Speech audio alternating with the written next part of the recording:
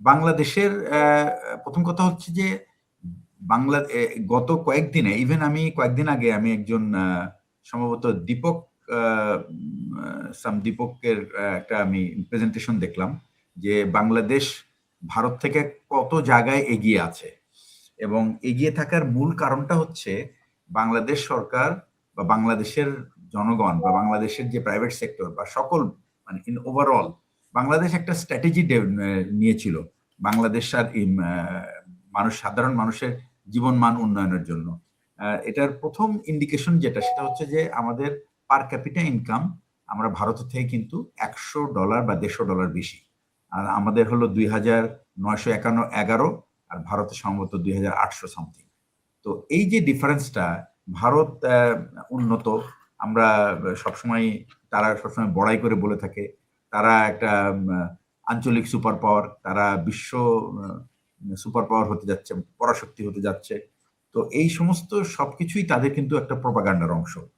আর বাংলাদেশকে নিচু দেখানো এটা তাদের পুরনো কৌশল, এবং তাদের এই পুরনো কৌশলের অংশ হিসেবেই তারা বাংলাদেশের যে সমস্ত তাদের দেশের যে সমস্ত মুসলমান জনগণ আছে তাদের বিরুদ্ধে তারা উঠে পড়ে লেগেছে এবং তারা দেশ থেকে তাদেরকে বহিষ্কার করতে চাচ্ছে। এটা কিন্তু আসলে বাংলাদেশের নাগরিক না, এটা ভারতীয়দের যে এই যে বিজেপি সরকার ক্ষমতায় আসার পরে তারা কিন্তু একটা হিন্দু রাষ্ট্র হিসেবে এই দেশটাকে ঘোষণা করেছে এবং তারা বলে যে এখানে হিন্দুদেরই শুধুমাত্র বাসস্থান হবে, এটা অন্য কারণে। এমনকি তারা বলেছে যে বাংলাদেশ থেকে যদি হিন্দুরা চলে যেতে চায় তাহলে তারা তাদেরকে ওয়েলকাম করবে। তো সুতরাং মুসলমান এর মানে কি, তাহলে ভারতের কি তাহলে 20 কোটি মুসলমান সবাইকে কি তারা বের করে দিবে? দিলে তারা কোথায় যাবে? তো এই যে একটা মুভমেন্ট চলছে, এই মুভমেন্টটা কোথা থেকে এই এনকারেজমেন্ট এসছে? এই এনকারেজমেন্টটা আসছে কিন্তু ইসরায়েলের কাছ থেকে। ইসরায়েল যেরকম প্যালেস্টিনিদেরকে তারা দেশ থেকে বহিষ্কার করার পরিকল্পনা 1948 সালে শুরু করেছিল, 17 জুলাই যেটা শুরু হয়েছে, এবং 7 জুন ছিল তাদের ইসরায়েলের রাষ্ট্র ঘোষণার দিন, এবং সেই 7 জুন থেকে আজ পর্যন্ত এই 80 বছর ধরে কিন্তু ইসরায়েল প্যালেস্টিনিয়ানদের উপরে এই অত্যাচার শুরু করেছে। তারা প্রায় 5,000 মানুষকে এরকম খেদিয়েছে, 7.5 লাখ লোককে প্রাথমিকভাবে বহিষ্কার করেছে, এবং তারা তাদের ইসরায়েলের গ্রেটার ইসরায়েল থেকে, মানে এখন যে ইসরায়েল সেই ইসরায়েল থেকে তাদেরকে বহিষ্কার করেছে।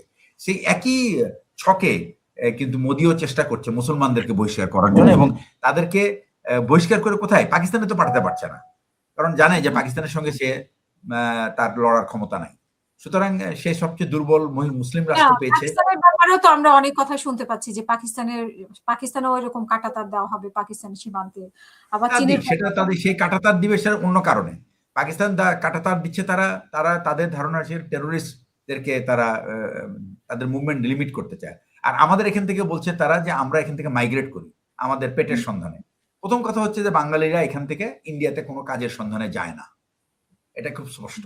কারণ বাংলাদেশে কাজের যথেষ্ট, ইন্ডিয়াতে যে পরিমাণ বেকার আছে সেই বেকারদেরকে তারা জায়গা দিতে পারছে না।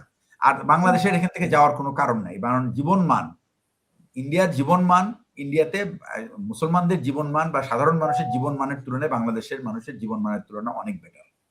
সুতরাং আমি বলবো যে এই যে তাদের যে অভিযোগ, এটা হলো শুধুমাত্র বাংলাদেশকে একটা তাদেরকে নিচু দেখানোর জন্য, তাদেরকে ছোট করে দেখানোর জন্য, এটাই তাদের উদ্দেশ্য। এটা একটা রাজনৈতিক ভারতের একটা রাজনৈতিক অবস্থা। বাংলাদেশকে সবসময় মানে আপনি যদি সবসময় একজনকে বুলি করতে থাকেন তাহলে কিন্তু সে তার আত্মবিশ্বাস হারিয়ে ফেলবে। তো সেই বুলিটা বাংলাদেশের উপরে ইন্ডিয়ানরা সবসময় করতে থাকে, এবং আমি মনে করি যে বাংলাদেশের সাধারণ মানুষের, সরকার না, এটা সাধারণ মানুষের এখন জেগে ওঠা উচিত এই বুলির বিরুদ্ধে দাঁড়ানো, এবং আমাদের প্রমাণ করার বিষয় আছে যে আমরা ভারতমুখী না। এটা তার প্রথম কাজ হলো বাংলাদেশের সমস্ত রকম ইন্ডিয়ান ভিসা, আমাদের সরকার আছে, পররাষ্ট্রমন্ত্রী আছে, আমাদের সবকিছু আছে, তাহলে মানুষ কেন ঝাঁপিয়ে পড়বে? মানুষ কেন না, মানুষ ঝাঁপিয়ে পড়বে না, এটা একটা ন্যাশনাল স্পিরিট। আমি ঝাঁপার বলছি না, আমি এটা ন্যাশনাল স্পিরিট। আপনি আপনার, আমি যাব না, আমার মরে গেলেও আমি ইন্ডিয়াতে যাব না। প্রথম কথা হলো এটা। এইরকম মানসিকতার যদি আমাদের তরুণ সমাজ, তাদের কাজ হলো সাধারণ মানুষকে বোঝানোর এটা, যে ইন্ডিয়ান ভিসা এখানে যত বড়ই করুক কেন্দ্র, যত বড় কেন্দ্র করুক না কেন, কেউ এটা যেন অ্যাপ্লাই না করে, কেউ যাবে না। দরকার হলে ওখানে লোক লাগায় রাখবে যে কোন শালা অ্যাপ্লাই করতে পারবে না। ভারত যাওয়ার দরকার নাই, কারণ যে দেশ আপনাকে সম্মান করে না সে দেশে আমার যাওয়ার কোনো দরকার নাই, প্রয়োজন নাই আমার সেখানে যাওয়ার। দেখেন না আপনি সে টিকে কিনা, ওয়েস্ট বেঙ্গলের ভাই ইকোনমি তো নির্ভর করে বাংলাদেশের উপরে। বাংলাদেশের মানুষ না হলে হাহাকার অবস্থা ছিল গত ১.৫ বছর, আপনি দেখেন নাই? মানে তাদের হসপিটাল খালি হয়ে গেছে, তাদের হোটেল খালি হয়ে গেছে, নিউ মার্কেটের দোকান বন্ধ হয়ে গেছে। কেন? কারণ বাংলাদেশিরা যায় না। ইন্ডিয়ানরা ভিসা বন্ধ করে দিছে। ভিসা বন্ধ করে দিছে কেন? তারা ভাবছে যে আওয়ামী লীগ সরকার বিতরণের পরে বোধহয় লাখে লাখে কোটি কোটি লোক ওখানে পালায় যাবে। আরে ভাই, লাখ লোক পালাবে না। ওখানে যারা ক্রিমিনাল ছিল তারাই শুধু পালায় গেছে। এবং ভারত কিন্তু ক্রিমিনালদেরকে আশ্রয় দিতে তারা খুব মজা পায়। এটা তাদের একটা আনন্দ। তাদেরকে ধরে রেখে তাদেরকে ব্যবহার করা, এটাই তাদের কৌশল। তো এই কৌশল ব্যবহার করে বাংলাদেশের সাথে আর তার এটা পারার কথা না। এখন যে পরিস্থিতি, আমি মনে করি যে বাংলাদেশের বর্ডার গার্ড যেটা করছে সেটা হলো যে কোনো পুশব্যাক তাকে রেজিস্ট করতে হবে, তাকে আটকাইতে হবে এবং তাকে বলতে হবে যে ভাই তুমি তোমার দেশের, তোমার যদি কোনো প্রতিবাদ জানানোর থাকে তুমি তোমার সরকারের সাথে তোমার প্রতিবাদ জানাও। আমি তো আমার দেশ থেকে কাউকে বহিষ্কার করতে যাই না, কোনো হিন্দুকে আমি তো বহিষ্কার করতে যাই না। আমি তো ইচ্ছা করলে ঠেলে সবাইকে পাঠিয়ে দিতে পারি। আমরা তো করছি না এটা।